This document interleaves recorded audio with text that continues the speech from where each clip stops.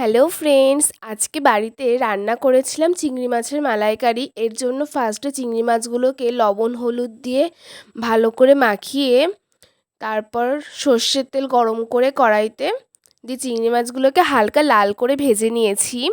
এরপর ওই তেলেই আরেকটু সর্ষের তেল দিয়ে পেঁয়াজ বাটাটাকে ভালো করে লাল করে ভেজে নিয়ে তার মধ্যে কাঁচা লঙ্কা আদা রসুন পেস্ট দিয়ে আর স্বাদ মতো লবণ আর হলুদ দিয়ে মশলাটা কষিয়ে নিচ্ছি। আর একটু কালারটা যাতে ভালো আসে এজন্য কাশ্মীরি লঙ্কা গুঁড়ো দিয়ে তারপর সর্ষে বাটা দিয়েছি। সর্ষে বাটা দিয়ে মশলাটা ভালো করে কষিয়ে নিচ্ছি এখানে।